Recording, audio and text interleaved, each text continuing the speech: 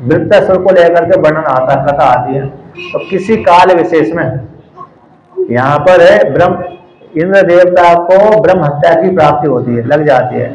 तो किसी काल विशेष में इंद्र देवता क्या करते थे, स्वर्ग में बैठे हुए थे, नृत्य गान देख रहे थे।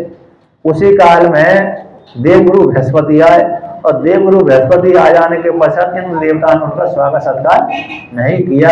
जब स्वागत सत्कार नहीं किया तो बृहस्पति को अच्छा नहीं लगा, वो रुष्ट हो गए। वो रुष्ट होकर के वो अपने सभा में ना बैठ करके अपने घर में चले गए, और घर में जाकर के वहां से अदृश्य भी हो गए। अब दैत्यों को मालूम पड़ गया, अब दैत्यों को मालूम पड़ गया, दैत्यों ने इंद्र देवता की संपत्ति को छीन लिया। अब कुछ काल के पश्चात कहते हैं इंद्र देवता बृहस्पति को मनाने के लिए जब गए, जब मनाने के लिए गए तो बृहस्पति वहां पर मिले ही नहीं। तो जब नहीं मिले तो फिर उन्होंने ब्रह्मा जी से कहा कि हमारे गुरु बृहस्पति अदृश्य हो गए, क्या किया जाए, क्या ना किया जाए। तो ब्रह्मा जी ने उनको कह दिया, एक त्वष्टा का जो पुत्र है विश्वरूप है, उसको तुम गुरु बना दो।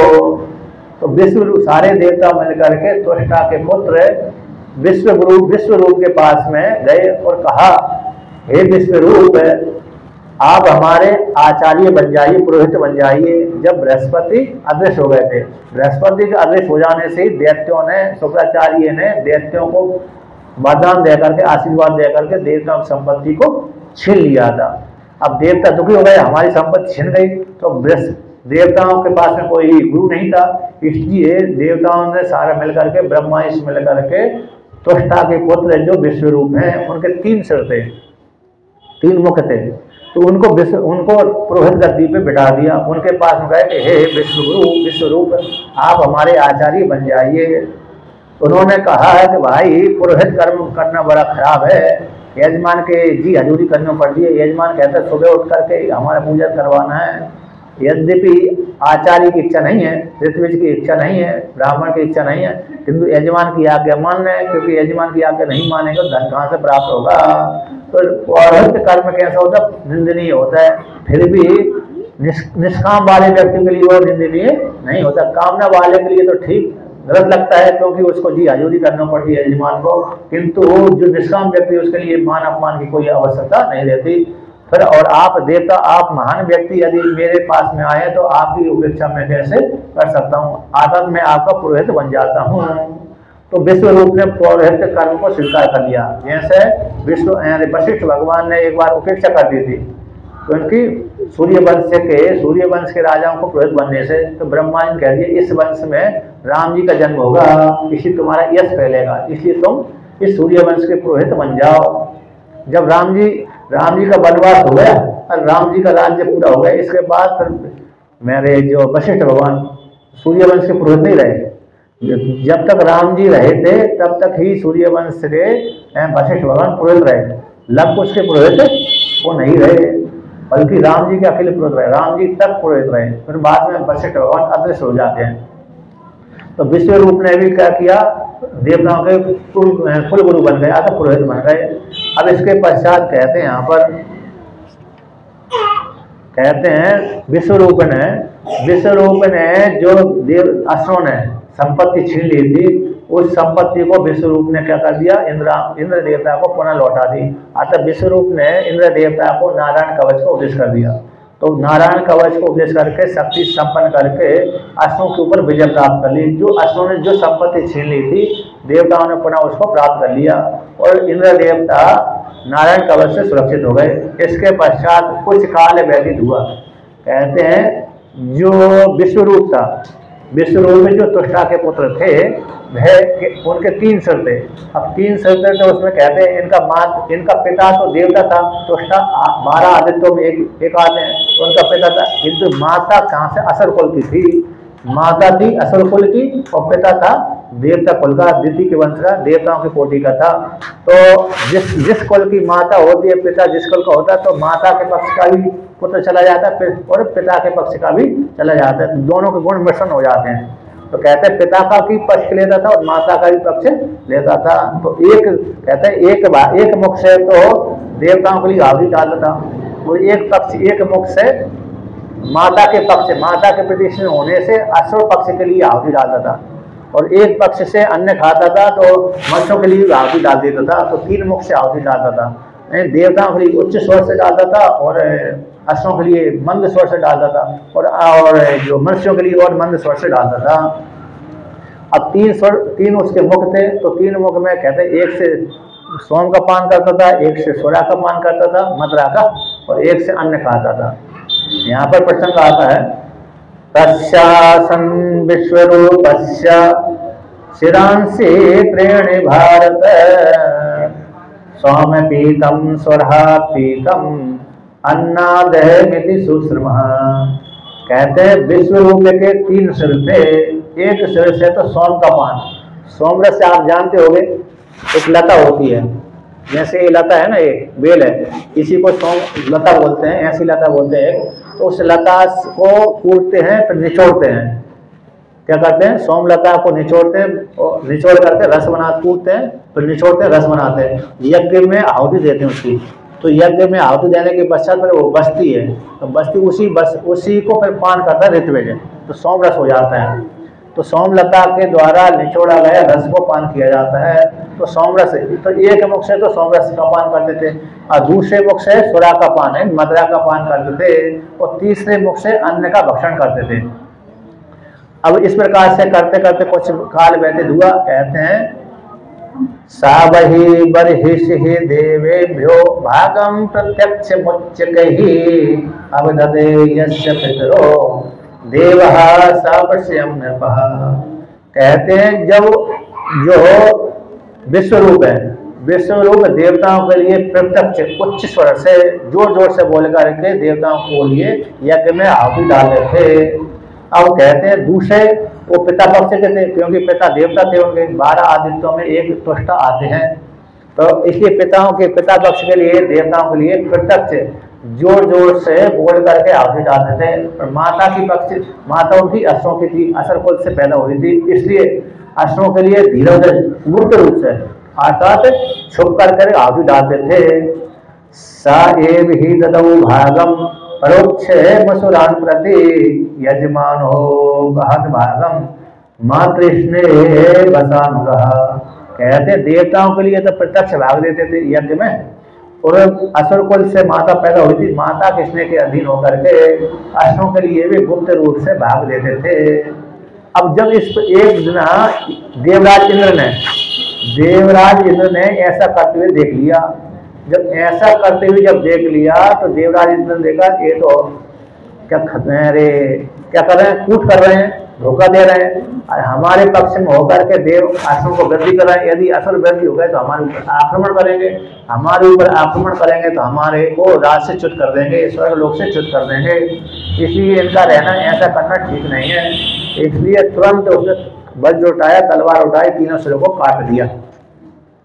तो जब तीनों सिरों को काट दिया तो कहते हैं यहाँ पर भयभीत होकर काट दिया, तो जिस सिर से, जिस मुख से सोम का पान करते थे, उससे एक कपिंचल यानी पपीहा नाम का पक्षी निकला।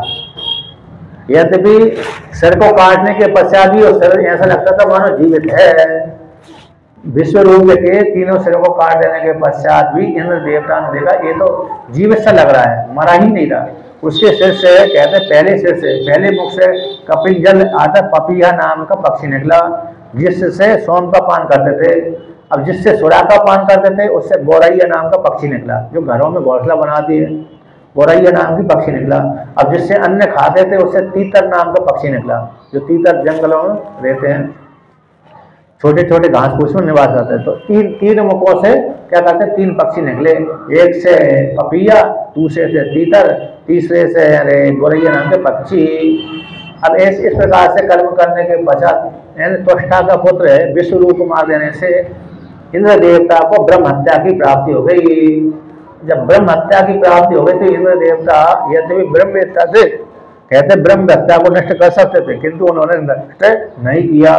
तो उन्होंने जब ब्रह्म हत्या उनके पास में गई तो इंद्र देवता ने क्या किया, उस ब्रह्म हत्या को 4 भागों में विभक्त कर दिया, 4 जगह बांट दिया। तो यहाँ पर कहते हैं पृथ्वी को बांट दिया, जल को बांट दिया, वृक्ष को बांट दिया, स्त्रियों को बांट दिया, और चारों को बांट करके चारों को वरदान भी दे दिया। जैसे पृथ्वी को बांट दिया तो कहती है उसको वरदान दे दिया तुम्हारा जो पृथ्वी को गड्ढा होता है अपने आप ही भरा जाएगा। पृथ्वी को बांट दिया और वरदान दे दिया, तुम्हारा जो गड्ढा है अपने आप ही भरा जाएगा, वरदान हो गया। और ऊषा जो खेत होता है वो पृथ्वी की ब्रह्म हत्या कहलाती है। और जल को कहते हैं, जल को दूसरे नंबर पे जल को दे दिया, जल को ब्रह्म हत्या बांट दे दिए। और उसमें जलों को वरदान दे दिया कि झरने के रूप में तुम्हारा जल कभी भी समाप्त नहीं होगा। तुम्हारा जल को यदि किसी ने खींच भी लिया तो झरने के रूप में बहता ही रहेगा। अब जल में कौन सी हो गई? जल में ब्रह्म हत्या कहाँ दिखती है? कहते बुलबुला आदि है, फैन आदि है, और जल की वो ब्रह्म हत्या कहलाती है। वृक्ष में कहते वृक्षों को ब्रह्म हत्या दे दी, वृक्षों ने ले लिया, स्वीकार कर लिया, उनको वरदान दे दिया। और उनका जो जहाँ से कटेगा वृक्ष, यदि नीचे से जड़ से नहीं काटा, मूल से के सहित नहीं काटा, तो जहाँ से अंग टूट गया वहां से पुनः पैदा हो जाएगा, बढ़ जाएगा। अब उसमें जो ब्रह्म हत्या, वृक्षों ब्रह्म हत्या कहाँ दिखती है? गोंद के रूप में। जो वृक्षों में गोंद आती है वो ब्रह्म हत्या का रूप कहलाती है, और स्त्रियों में मासिक धर्म कहलाता है। इस प्रकार से ब्रह्म हत्या का प्रतीक हो गया। अब 4 जगह बांट करके इंद्र देवता कैसे ब्रह्म हत्या से मुक्त हो गए और राज करने लगे। अब इधर त्वष्टा नाम के जो देवता थे उनको क्रोध आ गया, दुख हो गया कि इंद्र देवता ने मेरे पुत्र को पुरोहित बनाने के पश्चात मार दिया। तो अपने पुत्र के शोक से युक्त होकर के इंद्र देवता से बदला लेने के लिए उन्होंने यज्ञ किया और यज्ञ से नया पुत्र को पैदा किया। हत पुत्र त्वष्टा जुहावेन्द्राय शत्रवे इंद्र शत्रोर विभद्रस्व माचिरम जहि विद्युषम। तो कहते हैं जब त्वष्टा का पुत्र मारा गया तो त्वष्टा दुखी हो गए और इंद्र अपने शत्रु कहते यज्ञ करने लगे। इंद्र के शत्रु को वृद्धि करने के लिए, इंद्र के शत्रु वृद्धि को प्राप्त हो, इस भावना से होकर के हवन करते थे। अब यहाँ पर जो हवन करते करते करते उससे यज्ञ से वृत्तासुर नाम का असुर पैदा हुआ। वृत्तासुर यहाँ पर कहते हैं, इसमें जब हवन कर रहे थे उस काल में उनको स्वर भंग हो गया। थोड़ा स्वर भंग हो जाने से वो इंद्र देवता के द्वारा मारा गया। यदि स्वर भंग नहीं होता, इसलिए जब व्यभिचार मंत्र किया जाता है, कौन सा? व्यभिचार। तो व्यभिचार मंत्र में बड़ी सावधानी रखी जाती है। उसमें उद्दात अनुदात स्वरत का करना पड़ती है, स्वर का अच्छी प्रकार से उच्चारण करना पड़ती है। यदि सामान्य जो हम परमात्मा की प्राप्ति के लिए एक कर्म कर रहे हैं, मंत्रों का जाप कर रहे हैं, तो वहां पर उद्दात अनुदात स्वरत की ज्यादा उपयोगिता नहीं रहती। वहां तो प्रेम है, क्योंकि वहां पर हमने दूसरे को नष्ट करने के लिए वो आराधना नहीं कर रहे हैं। किंतु जहाँ पर दूसरे को मानने के लिए जहाँ पर आराधना करना है, तो वहां पर उद्दात अनुदात स्वरत और स्वर का विशेष ध्यान रखना पड़ती है। तो यहाँ पर इन्होंने स्वर भंग हो गया था। तो स्वर भंग हो जाने से पुत्र तो पैदा हो गया, लेकिन इंद्र के हाथ से मारा गया। इंद्र को मारने वाला ना होगा कि इंद्र के हाथ से मरने वाला पैदा हो गया। इस प्रकार से कहते हैं इन्होंने भावना करी, इंद्र शत्रु विभद्रस्व, इंद्र शत्रु वृद्धि को प्राप्त हो, इस भावना से होकर के आहुति हवन कर रहे थे। तो उसी हवन से उनको उस यज्ञ से यानी एक पुत्र प्राप्त हुआ और हाथ में त्रिशूल लेकर के उसी यज्ञ कुंड से पैदा हुआ। जैसे द्रौपदी और धृष्टद्युम्न यज्ञ से पैदा हुए, उसी प्रकार से वृत्तासुर भी यज्ञ से पैदा हुआ। तो पैदा होते ही उत्पन्न होती हाथ में त्रिशूल लेकर के इतना बड़ा हुआ कि पृथ्वी आकाश को छू लिया। आता कम से कम 2-5 किलोमीटर का लंबा चौड़ा हो गया, वो ज्यादा ही बड़ा हो गया, और बढ़ भी जाता था घट भी जाता था, इतना विशाल। और इसके पश्चात पिता से कहा मेरे को आज्ञा दीजिए। तो पिता ने कहा कि तुम अपने भाई का बदला लीजिए। तुम्हारा जो भाई बड़ा भाई था विश्वरूप, उसको इंद्र देवता ने मार दिया, तो इसलिए अपने भाई का बदला लीजिए। तो वृत्तासुर ने पिता की आज्ञा लेकर के अपने भाई को बदला लेने के लिए इंद्र के ऊपर आक्रमण कर दिया। जब इंद्र के ऊपर आक्रमण किया तो इंद्र वृत्तासुर के साथ जैसे ही असुर कुल से जो पैदा होता है, उसको बिना बुला ही असुर वाले व्यक्ति अपने आप ही मदद करने के लिए आ जाते हैं। जैसे दुष्ट व्यक्तियों को मदद करने वाले दुष्ट व्यक्ति अपने आप ही आ जाते हैं, बिना बुलाए जाते हैं। ये स्वभाव ही है उनका। जैसे बंदर आपस में लड़ते हैं, आपस में लड़ेंगे तो फिर उनके बीच में कोई नहीं आएगा, लेकिन दूसरा मनुष्य यदि बंदर को पकड़ने लगा, मारने लगा, सारे बंदर इकट्ठे होकर के उसके ऊपर झूम जाते हैं। उसी प्रकार से असुर व्यक्ति, जैसे कोई असुर एक तेजस्वी हुआ तो उसको सहायता देने के लिए दूसरे असुर देवता आदि अपने आप ही बिना बुलाए आ जाते हैं। तो उसी प्रकार से जब देखा अरे शुक्राचार्य ने देख लिया और अन्यों ने अश्वों ने देख लिया, जान लिया, तो वृत्रासुर पैदा हो गया और इंद्र देवता से बदला लेने के लिए चल दिया। तो अपने आप ही सेना लेकर के अपने आप ही वो आ गए। जब आ गए तो कहते हैं यहाँ पर इंद्र देवता में, इन देवताओं में और दैत्यों में, अस्त्रों में वृत्रासुर में भयंकर युद्ध हुआ। तो भयंकर युद्ध हुआ तो वहां पर वृत्रासुर ने और अस्त्रों ने देवताओं को हरा दिया और देवताओं को अपने राज से च्युत कर दिया। अब देवता दुखी हो गए। जब राज से च्युत हो जाते हैं तब देवता दुखी हो जाते हैं। जब तक देवता राज से च्युत नहीं होते तब देवता दुखी भी नहीं होते, भोग भोगते रहते हैं। जैसे ही देवताओं के ऊपर आक्रमण हो जाता है और राज से च्युत हो जाते हैं, सर्व लोग से भ्रष्ट हो जाते हैं, तब दुखी होते हैं, तब भगवान को याद करते रहते हैं। तो जब देवताओं को वृत्रासुर ने हरा दिया, हराने के पश्चात स्वर्ग के ऊपर आक्रमण कर लिया, अधिकार जमा लिया, तो सारे देवता मिलकर के भगवान की शरण में गए, विष्णु भगवान की शरण में गए। अब इसमें शरण में जाने में बहुत समय लगता है, बहुत दिनों के पश्चात जाते हैं, कई वर्ष व्यतीत हो जाने के पश्चात ये संबंध आता है। ग्रंथों में तो संक्षेप से बोल देते हैं, हारने के तुरंत बाद शरण में जाते हैं, तो वहां पर कुछ बहुत काल व्यतीत हो जाता है। बहुत काल व्यतीत होने के बाद ही शरण में जाते हैं, जब दुखी हो जाते हैं ज्यादा। तो कहते हैं विष्णु भगवान के शरण में गए, तो विष्णु भगवान के शरण में जाकर कहा, हे भगवान विष्णु, आप हमारी मदद करिए। अरे वृत्रासुर ने हमको पराजित कर दिया, हमारे राज को छीन लिया, आप हमारी रक्षा करिए। तो भगवान विष्णु ने कहा कि यद्यपि जो मेरे शरण में जाता है वो हमें को प्राप्त हो जाता है, फिर भी तुम्हारा कल्याण हो, तुम अभी शीघ्र वहां पर जाइए, दधीचि मुनि के पास में जाइए, उनसे क्या लीजिए, उनकी हड्डियों को मांग लीजिए। वो ब्रह्म वेत्ता है, वो तुमको दें, अस्वीकार नहीं करेंगे। आकर उन्होंने अपनी आत्मा को जान लिया, अपने साक्षात्कार कर लिए, उनके पास में जाइए, उनकी हड्डियों से विश्वकर्मा वज्र बनाएगा, उसी वज्र के द्वारा वृत्रासुर मारा जाएगा और मैं अपनी शक्ति उसी वज्र में निहित कर दूंगा। ऐसा भगवान विष्णु ने बोल दिया। सारे देवता अपने स्वार्थ को सिद्धि करने के लिए भगवान विष्णु से आज्ञा लेकर के प्रार्थना करके कहाँ पर आ गए, दधीचि मुनि के आश्रम में पहुंच गए। तो दधीचि मुनि का आश्रम वहां पर था उस काल में, नैमिषारण्य में ही उन्होंने दान किए थे हड्डियों का, कुंड है वहां पर उन्हीं के आश्रम के पास में। तो वहां पर आए और वहां पर आकर के सभी देवताओं ने दधीचि मुनि को क्या किया, प्रशंसा की, स्तुति करी। अब जैसे उस काल में उनकी पत्नी भी थी, लेकिन पत्नी को दधीचि मुनि ने अपने आश्रम के भीतर भेज दिया, क्योंकि पत्नी के सामने आशीर्वाद वरदान नहीं दे सकते थे, देवताओं को पूरा अनुमोदन नहीं कर सकते थे, तो पत्नी को भीतर भेज दिया। इसके पश्चात देवताओं से पूछा, किस बात से आए, किस प्रयोजन को सिद्धि के लिए आए हो, आपको स्वागत है, बताइए मैं क्या आपका कार्य करूं। तो ऐसी जब प्रार्थना ऐसे बोला देवताओं से दधीचि मुनि ने, और देवताओं को देकर के स्वागत सत्कार भी किया उन्होंने, और बड़े भक्त भी थे। दो प्रकार की घटना आती है यहाँ पर। एक यहाँ के अनुसार तो कहते हैं दधीचि मुनि भजन करते करते उनकी हड्डी मजबूत हो गई थी, लेकिन शिव पुराण के अनुसार उन्होंने भगवान शिव जी से वरदान मांगा था। भगवान शिव जी की आराधना करी और आराधना करने के पश्चात भगवान शिव जी से कहा कि हे भगवान भोलेनाथ, मेरी हड्डी वज्र के समान कठोर हो जाए। ये शिव पुराण के अनुसार है, क्योंकि वहां पर दधीचि मुनि को एक राजा के साथ झगड़ा हो गया था, तो राजा से बदला लेने के लिए दधीचि मुनि ने शिव जी की आराधना करी और अपनी हड्डियों को वज्र के समान कठोर होने का वरदान मांग लिया था।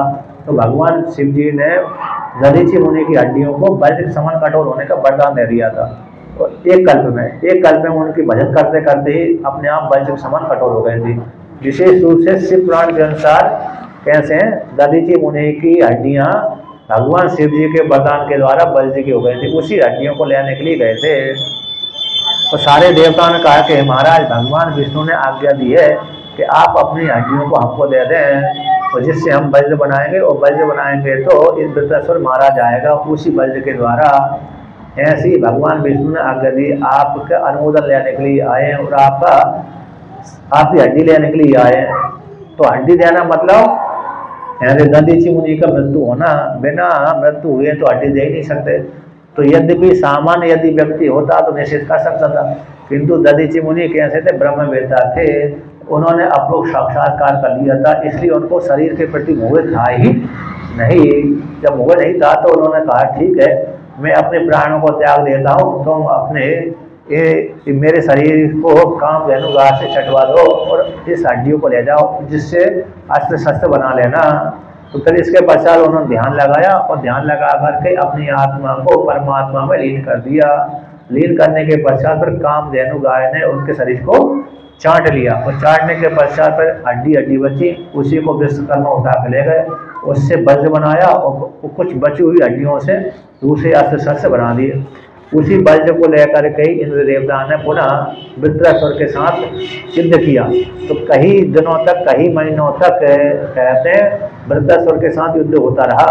तो युद्ध होता होते होते दोनों भयंकर युद्ध हुआ और राक्षसों में और दैत्यों में, और कहते हैं दैत्य राक्षस एक मिलकर के वृत्रासुर की सहायता करने के लिए आए थे और दूसरी तरफ से देवता। तो देवताओं में, दैत्यों में, असुरों में भयंकर युद्ध हुआ। कई महीनों तक युद्ध चला। युद्ध चलने के पश्चात यहाँ पर वर्णन करते हैं कि इंद्र देवता ने वृत्रासुर के दोनों, एक हाथ काटा, फिर दोनों हाथ काट, दूसरा हाथ काट दिया। इसके पश्चात कहते हैं वृत्रासुर ने इंद्र देवता को निगल लिया। निगलने के पश्चात भी इंद्र देवता उसको भीतर मरे नहीं, इस नारायण कवच से सुरक्षित रहे। तो वहीं से ही कहते हैं इंद्र देवता वज्र के द्वारा पेट फाड़ कर निकले। इसके पश्चात इंद्र देवता ने कहते हैं वज्र, यहाँ पर कहते हैं गले को पर छोड़ा, आतप वज्र को गले को मार दे दिया। तो एक वर्ष तक इंद्र देवता का वज्र उस गले के चक्कर काटता रहा। तब इसके एक वर्ष के बाद मारा उसने, एक दिन में नहीं मारा वो। एक वर्ष तक वज्र उसको धीरे धीरे से काटता गया। एक वर्ष के बाद गला कटा। इतना विशाल उसका शरीर था। इसके यहाँ पर वर्णन करते हैं वृत्रासुर भी चाहता था कि मेरा मृत्यु युद्ध क्षेत्र में ही हो। वो स्वर्ग भी नहीं चाहता था, मोक्ष चाहता था। तो इस प्रकार से इंद्र देवता से कहा तुम मेरे को वज्र के द्वारा मार दो। तो भयंकर युद्ध हो जाने के पश्चात इंद्र देवता ने वज्र से उसका सर काट दिया और उसकी मृत्यु हो गई। इस प्रकार से यहाँ पर वृत्रासुर का प्रसंग हुआ। अब यहाँ पर वर्णन करते हैं कि वृत्रासुर कौन था। जो से वृत्रासुर ने इंद्र देवता को पराजित कर दिया था, वह था कौन। तो पूर्व घटना आती है इसकी वृत्रासुर की। तो किसी कल्प विशेष में कहते वृत्रासुर भारत भूमि का ही एक राजा था। चित्रकेतु उसका नाम था। तो चित्रकेतु नाम का राजा था। उसकी यहाँ पर तो प्रसंग आता है 1 करोड़ रानियां थी। 1 करोड़ उसकी रानियां थी, ऐसा नाम आया, वर्णन आया। अब कहते हैं 1 करोड़ रानी होने के पश्चात भी उसको एक भी संतान की प्राप्ति नहीं हुई। तो संतान की प्राप्ति नहीं हुई, बड़ा दुखी रहता था। संतान की प्राप्ति के लिए विवाह करता होगा, लेकिन संतान ही नहीं हुई। जब नहीं हुई तो एक दिन अंगदा ऋषि चित्रकेतु नाम के राजा को ज्ञान देने के लिए आए थे। किंतु जब देखा कि चित्रकेतु तो पुत्र के मोह से युक्त है, यदि इसको मैं ब्रह्म ज्ञान का उपदेश करता हूँ तो इसको पचेगा नहीं, तो वरदान देकर चलेगा इसको कि तुमको पुत्र की प्रार्थना। उसने प्रार्थना भी करी कि हे ऋषि आप मेरे को पुत्र प्रदान करें। उन्होंने अंगदा ऋषि ने कहा ठीक है, मैं तुमको वरदान देता हूँ, तुमको पुत्र की प्राप्ति होगी। वह पुत्र तुमको हर्ष भी करेगा, दुख भी देगा और सुख भी देगा। ऐसा वरदान देकर चले गए। तो पहले पुत्र नहीं हुआ था तो दुख हो रहा था, फिर बाद में उनके वरदान के प्रभाव से एक बड़ी पत्नी को पुत्र की प्राप्ति हो गई। जब द्युतिमती नाम की पत्नी थी उसकी बड़ी, तो उससे पुत्र प्राप्त हो गया। पुत्र हो जाने के पश्चात राजा उस पुत्र को लेकर के बड़ा प्रसन्न हुआ। माता भी बड़ी प्रसन्न हुई, अन्य भी बहुत प्रसन्न हुई। अब राजा कहने लगे, वहां पर ये प्रसंग आता है कि राजा जिससे पुत्र उत्पन्न हुआ था उसी से ज्यादा प्रेम करने लगा राजा। अन्य रानियों की उपेक्षा होने लगे। तो अन्य सारी रानियां चिढ़ गईं और चिढ़ जाने के पश्चात उस पुत्र को उन्होंने क्या कह दिया, विष दे दिया और विष दे करके मार दिया। एक महीना, 2 महीना, 3 महीने का होगा, तो 1-2 साल हुआ होगा, 1-2 साल का, 1 साल का, उस काल में उसको पुत्र को मार दिया। अब पहले तो पुत्र उत्पन्न हो जाने से बड़े प्रसन्नता हुई, फिर बाद में जब पुत्र मर गया तो बड़ा कष्ट हो गया। राजा को कष्ट हुआ, सारी रानी को कष्ट हो गया। राजा भयंकर दुखी हो गया, रोने लगा, शोक से युक्त हो गया। उसी काल में यहाँ पर कहते हैं कि नारद भगवान ने और अंगद ऋषि ने देखा कि राजा बड़े दुखी हैं पुत्र के कारण, तो दोनों ही राजा को समझाने के लिए उनके पास में आ गए। अर्थात किसके पास में आए, चित्रकेतु नाम के राजा के पास में आए और कहा राजन कौन पुत्र है, कौन माता है, कौन पिता है, क्यों दुख कर रहे हो, क्यों आप तो साथी हो, ज्ञानी हो, आत्मा का चिंतन करो, पुत्र को लेकर के क्यों कष्ट पा रहे हो। व्यक्ति अपने प्रारब्ध के अनुसार पुत्र को प्राप्त करता है, पुत्र पुत्रियों को प्राप्त करता है, इसमें दुख करने की क्या बात है। किंतु राजा को कष्ट हुआ, दुख शांति प्राप्ति नहीं हुई। जब शांति प्राप्त नहीं हुई तो नारद जी भगवान ने क्या किया, जीव कला को खींच लिया और जीव कला को खींच करके कहा, बालक को बुला लिया, जो मरा हुआ बालक था उसी को बुला लिया, बुलाकर शरीर में प्रवेश करा दिया। और प्रवेश कराने के पश्चात कहते हैं, बालक से कहा, हे बालक, देखो तुम्हारी माता और पिता दुखी हो रहे हैं, तुम शेष आयु को इसी शरीर में रहकर भोगो और राज का संचालन करो। जब पिता तुम्हारे वृद्धावस्था को प्राप्त हो जाएंगे तो तुमको राज देकर के चले जाएंगे। ऐसा नारद जी ने उस जीव कला से बोला। तो बालक कहता है, कौन मेरे माता, कौन पिता, इस जन्म में ये मेरे माता पिता हूँ, इससे पूर्व के कौन से मेरे माता पिता हुए थे, मैं कहीं योनि में गया हूँ, बताओ किस किस माता पिता को मैं याद करूँगा। कभी मैं देवता मेरे माता पिता हुए, कभी मेरे पशु पक्षी माता पिता हुआ, कभी गंधर्व मेरे माता पिता हुआ, कभी कोई माता पिता हुए, बताओ मैं कौन कौन से माता पिता को याद करूंगा। जीव अपने कर्मों के अनुसार अन्य अन्य योनि को जाता है। मेरे थोड़े बहुत कर्म थे, मैं इनके घर में पैदा हो गया, अब मेरे कर्म समाप्त हो गए, दूसरी योनि को जा रहा हूं मैं। तो कस्मिन जन्मनि अमे मह्यम पितरो मातरो भवन कर्म भरे भ्राम्य मानस्य देवेत्रियंग निरी योनिषु। कहते हैं कर्मों के द्वारा व्यक्ति देवता योनि में जाता है, मनुष्य योनि में जाता है, पशु योनि में, पक्षी योनि में, त्रिग योनि में जाता है। किस किस माता को मैं याद करूं, किस किस पिता को मैं याद करूं, किस जन्म की, क्योंकि यदि याद करने लगा तो मेरी बहुत सी माता हो जाएंगे, बहुत से पिता हो जाएंगे, उन सबको याद करना पड़ेगी। किंतु व्यक्ति कर्म के अनुसार आता जाता रहता है, मिलता रहता है। इस चक्र कैसे, जगत चक्र कैसे घूमने वाला है। तो दृष्टांत देते हैं यहाँ पर, तो बंधु ज्ञाति अरिहि मध्यस्थ मित्र उदासीन विदुषा सर्वे ही सर्वेशा भवंति क्रमशो मितः। तो कहते हैं किसी जन्म में कोई बंधु बन जाता है, ज्ञाति बन जाता है, शत्रु बन जाता है, मध्यस्थ बन जाता है, मित्र बन जाता है, उदासीन बनता है, उपदेश करने वाला बन जाता है। तो एक परस्पर आपस में संबंध होता रहता है। इस जन्म में मित्र बन गए, अगले जन्म में कोई शत्रु बन गया होगा, अगले जन्म में और कुछ बन गया होगा। यतः वस्तूनि पर्यानि हेमदीनि ततस्तता पर्यंटन्ति नरेष्वेवं जीवो योनिषु कर्तुषु। तो दृष्टांत देता है बालक भी, कहता है कि जैसे सुनार के पास में, जैसे सुनार के पास में सोना आता है, सोने के आभूषण आते हैं, तो वो दूसरे से लेता है, दूसरे को दे देता है, फिर दूसरे से लेता है, फिर तीसरे को दे देता है, तीसरे से लेता है, चौथे को दे देता। तो कभी इसके हाथ से आभूषण आया उसके हाथ में चलेगा, उसके हाथ से आया तीसरे के हाथ में, चौथे के हाथ में चलेगा। तो जैसे सुनार के पास में, आभूषण वाले के पास में आभूषण आते रहते हैं और जाते रहते हैं, एक हाथ से आते हैं, दूसरे हाथ से चले जाते हैं, उसी प्रकार से जीवात्मा एक योनि को भोग करके दूसरी योनि को जाता है, दूसरी योनि को भोग करके तीसरी योनि में चला जाता है, तीसरी योनि को भोग करके 84 लाख योनि में भटकता रहता है। इसलिए मैं कौन कौन सी योनि के माता को पिता को याद करूं। जब इस प्रकार से पूरा जवाब दे दिया बालक ने, मृत बालक ने जब पूरा जवाब दे दिया तो चित्रकेतु को बैराग ही हो गया। जब बैराग हो गया तो फिर उनको सारा मोह भंग हो गया और अपनी रानियों को प्रायश्चित करवा दिया। तो फिर बाद में अंगद ऋषि ने कहा कि हे राजन, मैं पहले तुम्हारे लिए ज्ञान का उपदेश करने के लिए आया था, किंतु मैंने देखा कि तुम्हारा मोह अभी पुत्र के प्रति है, इसलिए मैंने ज्ञान का उपदेश नहीं किया। अब तुम शुद्ध अधिकारी हो गए ज्ञान के, अब हम ज्ञान का उपदेश करते हैं। तो नारद जी ने और अंगद ऋषि ने चित्रकेतु नाम के राजा को ज्ञान का उपदेश कर दिया। उपदेश करने के पश्चात भगवान विष्णु जो संकर्षण है उनको पूजा पद्धति बता दी। तो राजन ने भगवान विष्णु की पूजा करते करते सिद्ध हो गए। संकर्षण भगवान की जो सारे जगत को धारण करने वाले जो संकर्षण है, शेषनाग है, विष्णु रूप है, उनकी पूजा करते करते उनको क्या हो गया, आत्म तत्व की प्राप्ति सिद्धि हो गई। तो भगवान विष्णु ने संकर्षण रूप भगवान विष्णु ने राजा चित्रकेतु को क्या दे दिया, एक विमान दे दिया और विद्याधर बना दिया। उस विमान पर बैठ करके चित्रकेतु राजा कहाँ जाता था, कभी आकाश में जाता था, कभी ऋषियों के आश्रम में जाता था, कभी कहीं जाता था। अर्थात राज्य तो उसने त्याग दिया, लेकिन सिद्ध बनकर घूमने लगा।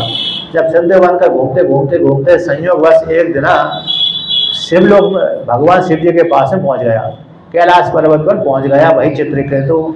जब भगवान विष्णु के द्वारा विमान पर बैठ करके घूमता रहता था, कभी सिद्धों के बीच में, सिद्धों के आश्रमों, कभी देवता के बीच में चला जाता था, कभी कहीं जल में, कहीं थल में, कहीं आकाश में। तो एक दिन घूमते घूमते घूमते इस कैलाश पर्वत में चला गया। अब कैलाश पर्वत पर जब गया तो वहां पर शिव जी ऋषि मुनियों को ब्रह्म ज्ञान का उपदेश कर रहे थे। तो शिव जी के विषय में आपने फोटो देखा होगा कि शिव जी अपनी पत्नी को गोदी में बिठा कर रखते हैं। अन्य अन्य ब्रह्मा जी अपनी पत्नी को गोदी में नहीं बिठाते, विष्णु भगवान अपनी पत्नी को गोदी में नहीं बिठाते। विष्णु भगवान की पत्नी तो चरण दाबती रहती है, किंतु भगवान शिव जी की पत्नी उनकी गोदी में बाएं अंग पर बैठी रहती है। तो उसी काल में जब चित्रकेतु नाम का जो राजा है विद्याधर हो गया था, आकाश में विचरण करता रहता था। तो वहां पर जिस काल में गया उस काल में भगवान शिव जी बड़े बड़े ऋषियों को सिद्धों को ज्ञान का उपदेश कर रहे थे। तो ज्ञान का उपदेश कर रहे थे, तो उसी का उनकी पत्नी भी उनके पास में बैठी थी, पास में नहीं बैठी बल्कि गोदी में बैठी हुई थी। तो भगवान शिव जी भी अपना एक हाथ उनके कंधे पे डालकर रखे हुए थे, कंधे पे डाल करके रखे थे और अपने शरीर से चिपकाए हुए थे। मतलब बैठेंगे चिपके, जब गले में हाथ डाल के बैठेंगे तो दोनों का शरीर टच होगा, स्पर्श होगा, टच होगा। वो इस बार जब इस अवस्था में उसने देख लिया, किसने देख लिया? चित्रकेतु नाम के राजा ने देख लिया। सामने बड़े बड़े ऋषि बैठे हुए, ऐसा नहीं कि गुप्त एकांत रूप में बैठे हुए, सामने बड़े बड़े ऋषि बैठे हुए ब्रह्म ज्ञान का उपदेश कर रहे हैं, तो ब्रह्म ज्ञान ले रहे हैं। वो ऋषि मुनि ब्रह्म ज्ञान का ज्ञान ले रहे हैं और भगवान शिव जी ब्रह्म ज्ञान का उपदेश कर रहे हैं। उसी काल में चित्रकेतु नाम का राजा आ गया, तो उसने उनको ऐसी अवस्था में देकर के उसके प्रति, भगवान शिव के प्रति, पार्वती के प्रति थोड़ी अच्छा नहीं लगा उनको।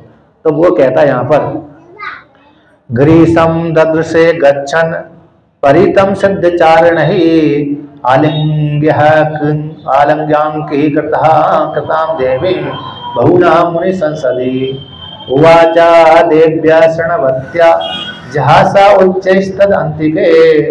भगवान शिव जी को जब इस मुद्रा में देखा, जो पार्वती को अपनी गोद में बैठा करके रखे हुए थे और चिपका कर रखे हुए थे, जो मुनियों की सभा में बैठे हुए थे भगवान शिव जी, ऐसे शिव जी जब मुनियों की सभा में बैठे हुए थे तो देवी को देखा उसने, और देवी को सुनाकर कहा, हंसी उड़ाते कहा, हंसी उड़ा करके उनके पास में जाकर के हंसी उड़ाते हुए कहा, और हंसा भी। देवी को सुनाई पड़े, भगवान शिव जी को सुनाई पड़े, अन्य ऋषि मुनियों को सुनाई पड़े, ऐसी वाणी उसने बोला। तो चित्रकेतु कहता है, ऐसा लोक गुरु साक्षात धर्मम भक्तः शरीरिणाम आस्ते मुख्य सभायां वै मिथुनो भूया भार्या। देखो देखो, ये शरीर धारण करने वालों का साक्षात धर्म का वक्ता है। ये शरीर को धारण करने वाले जितने भी ऋषि मुनि हैं उनका ये धर्म का वक्ता है साक्षात। ये लोक गुरु अपने को क्या मानता है? लोक गुरु अपने को लोक गुरु मानता है, और साक्षात शरीर धारण करने वाले व्यक्तियों को धर्म का वक्ता है। ये सभा के बीच में, ऋषि मुनियों की सभा के बीच में अपनी पत्नी को गोद में जाकर गोद में बैठाया हुआ है, बिल्ली भूया चिपक करके बैठे हुए हैं, पास पास में बैठा उनको कोई बात नहीं, एक ही आसन में अलग अलग बैठे होते कोई भी बात नहीं, लेकिन गोद में लेकर के बैठे हुए और चिपका कर बैठे हुए हैं इस प्रकार से। और जो भी कौन सी सभा में? ऋषि मुनियों की सभा में बैठे हुए हैं। और कैसे हैं? जटः धर से तीव्र तपः ब्रह्मवादी सभापति अंकीकृत स्त्रियं चास्ते गते ही प्राकृतो यथा। एक तो जटा धारण करने वाला है और तीव्र तप करने वाला है और ब्रह्मवादियों का सभापति है। ऐसा होकर के भी स्त्री को अपने अंक में गोदी बिठाकर रखा हुआ है, गत लज्जा वाला, जिसकी लज्जा निकल गई। जैसे सामान्य लौकिक व्यक्ति भी ऐसा कार्य नहीं करता, वो भी यदि स्त्री को बिठाएगा तो एकांत में, ऐसे गोदी में यदि बिठाना है तो वो भी एकांत में बिठाता है, किंतु ये तो सब ब्रह्म वेदताओं की सभा में सामने बिठा कर रखा है। इसकी निर्लज्ज हो गया, निर्लज्जता से लेकर के अपनी पत्नी को गोद में लेकर के बैठा हुआ है। प्रायशः प्राकृतश्चापि स्त्रियं रहस्य बिभ्रति अयम महाभट्टधरो बिभ्रति सदस्य स्त्रियम। यहाँ पर चित्रकेतु कहते हैं कि प्राय करके सामान्य व्यक्ति भी स्त्री को यदि गोद में लेकर के बैठता है तो एकांत स्थान पर ही बैठता है, उजागर वो भी नहीं बैठता। किंतु ये तो सभा का पति होकर ब्रह्मवेत्ताओं का उपदेश करने वाला होकर के भी ऋषि मुनियों के सामने भी ऐसा गलत कार्य कर रहा है। तो इस प्रकार से व्यंग की वाणी मारी, तो व्यंग की वाणी को सुनकर के भगवान शिव जी तो शांत रहे, और भगवान शिव जी के शांत होने पर ऋषि मुनियों ने भी कुछ उत्तर नहीं दिया, और भगवान शिव जी उसकी वाणी सुन करके क्या हो गया, हंसने भी लगे थोड़े। लेकिन ऋषि मुनियों ने कोई उत्तर नहीं दिया, शिव जी ने भी कोई उत्तर नहीं दिया, किंतु पार्वती को सहन नहीं हुआ। पार्वती ने देखा कि ये तो बड़ा दुष्ट है, इसको दंड जरूर देना चाहिए। तो पार्वती कहती है, पार्वती को सहन नहीं हुआ, अयम किमाधुनः लोके शास्ता दंड धरः प्रभु अस्मत् विदानाम दुष्टानाम निर्लज्जानाम च विप्रकृत। देखो देखो देखो, ये दंड देने वाला, हमारे ऊपर शासन करने वाला ये प्रभु है। हम जैसे दुष्ट व्यक्तियों को, निर्लज्ज व्यक्तियों के ऊपर शासन करने वाला ये दुष्ट है, ये दंड देने वाला है, ये शासन करने वाला है। देखो देखो, हम लोग धर्म, ये ब्रह्मा जी हैं, विष्णु हैं, ब्रह्मा जी के पुत्र हैं, भृगु नारद आदि है, कुमार है, कपिल भगवान है, मनु आदि, ये धर्म को नहीं जानते, तभी तो भगवान शिव जी को, हमारे पति को, मेरे पति को रोका नहीं। ऐसा कर्म करते हुए उन्होंने रोका नहीं। यदि वो रोकते धर्म को जानते, यदि वो धर्म को जानते होते तो मेरे पति को ऐसा करते रोकते, क्योंकि तो मेरे गोद में बिठाते नहीं। किंतु वो ब्रह्मा है, विष्णु आदि हैं और भृगु ऋषि आदि हैं, ये धर्म को नहीं जानते थे, इसलिए उन्होंने हमको रोका नहीं। किंतु ये धर्म को जानने वाला है, दंडधर है, शासन करने वाला है, और हमारे ऊपर शासन करने वाला है। ये हमको, हमारे को उपदेश करने आया, सिखाने के लिए आया, धर्म उपदेश करने के लिए आया है। ये बड़ा दुष्ट है, ये दंड का पात्र है, इसको निश्चित रूप से दंड मिलना ही चाहिए। ऐसा इसने हम सभी का नहीं, इसने ये छत्रबंधु कैसा है, इसने सारे ब्राह्मणों का, सारे ब्रह्मवेत्ताओं को, महापुरुषों का अपमान किया, इसलिए दंड का पात्र है। ये छत्रबंधु है, क्षत्रियों में छत्रबंधु हो गया, दोष आ गए ना, दोष उसने भगवान के प्रति दोष निकाल दिया। ब्रह्मवेत्ताओं के स्वभाव को नहीं जानता था, ब्रह्म ज्ञानी तो था ही नहीं, इसलिए उसने दोष निकाल करके शिव जी के प्रति, माता पार्वती के प्रति ऐसा बोल दिया। तो माता पार्वती ने कहा ये दंड का पात्र है, इसलिए माता पार्वती ने उसको श्राप दे दिया। अतः ततः अतः पापीयसीं योनिं आसुरीं याहि दुर्मते यतेहा भूयो महतां न कर्ता पुत्र किल्बिषम्।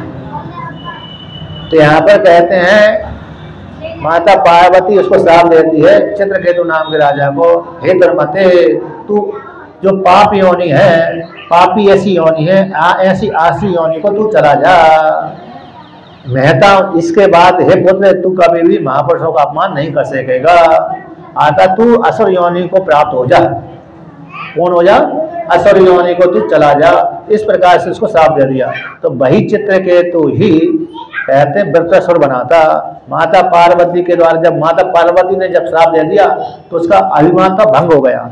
पुनः माता पार्वती के पास में और शिव जी के पास में गया और प्रार्थना करी, क्षमा याचना मांगी कि हे भोलेनाथ, मैंने कोई गलत बात बोल दी, हे माता पार्वती, आपने मेरे को ठीक दंड दिया है, जो मैंने गलत बात बोल दी है उसको आप क्षमा करें। मैं, आपने जो भी श्राप दिया है वो मेरा प्रारब्ध के अनुसार है, इसलिए मैं आपके श्राप को स्वीकार करता हूँ, हाथ जोड़ करके आपके श्राप को स्वीकार करता हूँ, आप मेरी कटु वाक्यों को क्षमा कर दीजिए। इस प्रकार से क्षमा याचना करा करके वो वहां से चला गया। तो वही जो चित्रकेतु नाम का राजा था, वही अगले जन्म में माता पार्वती के श्राप से क्या बन गया था? वृत्रासुर बना था। इस प्रकार से वृत्रासुर की कथा का वर्णन कर दिया।